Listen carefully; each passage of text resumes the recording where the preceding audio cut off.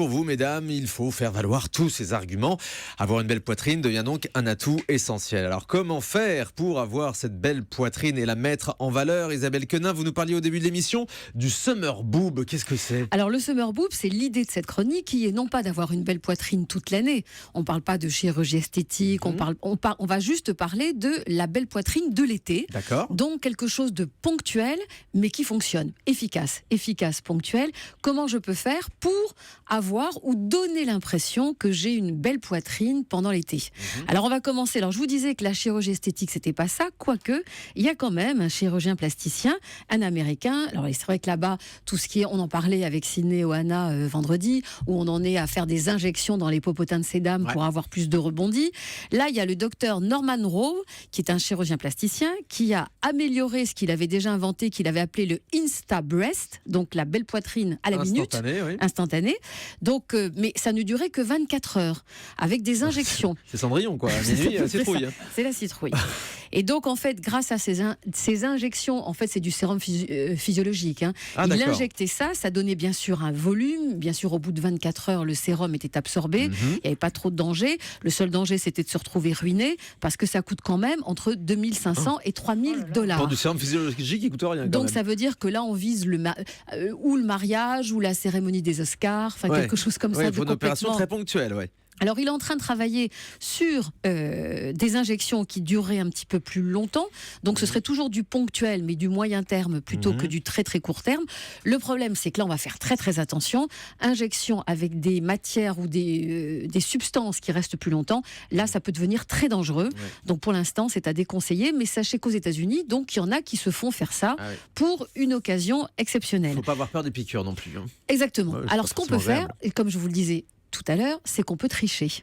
On peut tricher en ayant recours à ce qui marche aussi et qui nous vient également des États-Unis, c'est le breast contouring. C'est-à-dire, on connaît, quand vous maquillez votre visage, ça c'est pour les dames, on sait très bien qu'on peut creuser les pommettes, on peut mettre un peu de lumière juste sur les cernes pour qu'ils apparaissent moins, et on peut creuser dessous, on peut valoriser, avantager un peu la pommette grâce à du maquillage. Un peu de noir sous les yeux. Là, on va faire exactement pareil, c'est-à-dire qu'on va maquiller son décolleté. Le principe, il est tout... Oui. Du maquillage sur le décolleté? Exactement. Alors le principe, il est tout simple. Le haut du décolleté. Alors déjà, si vous voulez, si ça vous intéresse, vous allez sur Internet. J'ai trouvé ce matin 3 leçons de maquillage poitrine. Alors vous allez commencer par mettre une teinte un petit peu plus, alors un peu comme du terracotta, un petit peu plus foncé que votre carnation ou que votre fond de teint. Vous allez la mettre sur le décolleté, sur le haut de votre sur l'échancrure de la chemise ou du t-shirt ou du débardeur. Voilà. Après, vous allez dessiner. Donc en fait, c'est un jeu ombre-lumière, en partant du principe que ce qui est foncé paraît plus prononcé, donc plus creusé. Donc si vous mettez une ligne un peu plus foncée entre vos seins, ça va donner de la profondeur. Donc ça va créer l'illusion qu'il y a du volume. Alors bien sûr, vous allez dessiner votre sein, vous allez agrandir le contour donc de votre sein. Voilà, là vous faites un trait un petit peu plus foncé, et de cette pointe-là jusqu'à la pointe du sein, vous allez estomper en allant de plus en plus vers le clair, jusqu'à se terminer à la pointe du sein quasiment par du nacré.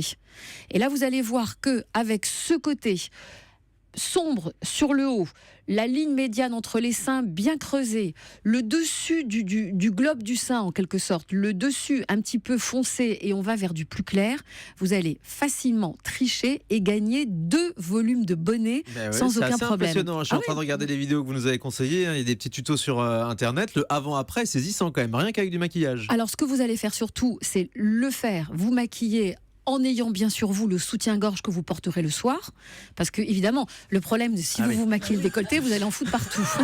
Donc vous mettez déjà bien le soutien-gorge que vous porterez, et vous vous arrangez pour pas passer la robe par la tête, parce que sans ça vous risquez de vous en mettre partout aussi. Vous enfilez par les pieds.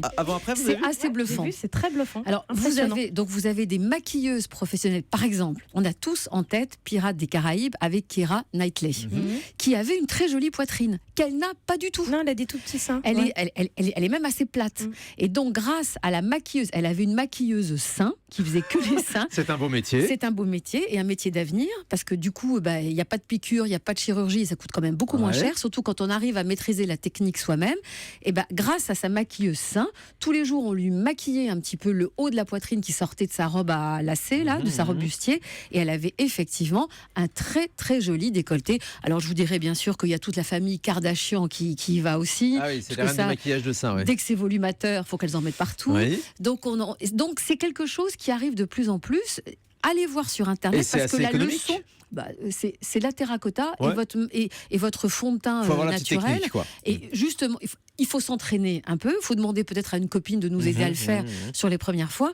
Mais le résultat est assez bluffant. Alors, exactement. Si vous vous sentez pas, si vous voulez pas être maquillé, si vous avez peur d'en mettre partout, si vous avez peur que le jour où, grâce à Sabrina Philippe, un garçon nous prend dans ses bras, on lui laisse le décolleté sur sa chemise, que ça fait des grosses taches et que là on va avoir du mal à le.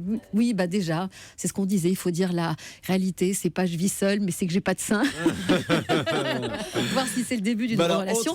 Le push-up. Ouais, ça c'est un classique. Alors, le push-up, c'est un soutien-gorge, mais il faut un push-up discret. De type Wonderbra, c'est ça ? Oui, mais sans ça, alors il faut prendre, vous savez, c'est juste des petits coussinets à l'intérieur qui vont soutenir et rehausser le sein. Il faut faire très attention à ça, prendre les bonnes marques, parce que si vous faites que rehausser le sein, vous risquez d'avoir le sein qui déborde un peu sur les côtés. Vous savez, c'est pas très joli. En fait, à partir du moment où il est contenu, où il est trop serré, il va déborder par le haut. Donc, c'est vraiment pas joli. Donc, il faut prendre légèrement push-up, mais surtout pas trop push-up, parce que alors là, ça fait assez saucissonné, ça fait assez moche. Et puis, ne jamais oublier ce que disaient nos mères. Où on montre ses seins, où on montre ses jambes, on montre jamais les deux en même temps, ça fait pouf. Il faut choisir. Je connaissais pas le proverbe. Il faut choisir où on met l'accent sur le décolleté, mais si vous faites tout ensemble, c'est un petit peu comme pour le maquillage visage, où on fait les yeux, où on fait la bouche. Si on fait les deux en même temps, ça peut faire un petit peu vulgaire. Et le push-up, donc c'est l'assurance d'avoir un décolleté pigeonnant quand même. Alors c'est du pigeonnant. Après, il faut savoir où est-ce qu'on le porte. Si vous mettez un bon soutien-gorge push-up et que vous mettez dessus un joli décolleté en V, ça, je trouve que le décolleté le plus saillant, ça va à toutes les poitrines. Le décolleté chic de l'été, c'est le décolleté en V, plus ou moins. D'ailleurs, on a toutes quasiment un décolleté en V aujourd'hui. Nous a fait un rond plongeant, mais sans ça, on est toutes V. Alors moi, rond, quand il est bien ouvert comme ça, je trouve ça joli. Tous les petits cols ronds l'été, je trouve que ça cache ce qui est quand même très joli, à savoir un joli buste. Donc vous faites un joli décolleté V. Dessous, vous mettez un push-up pas exagéré, et de temps en temps, dans vos mouvements, ça laisse apercevoir un peu un galbe, une courbure d'un sein, et c'est quand même très joli, et c'est quand même très classe. Et à ma droite, on observe tous le début de vos poitrines, mesdames, plus qu'à gauche. Sabrina Philippe et Anne Cazobon. Il y a une équipe décolletée. Qui cache un petit peu plus. Pour conclure, Sabrina, Isabelle, pardon. Voilà, vous voyez, je suis troublé. Pour conclure, on met quand même l'accent l'été.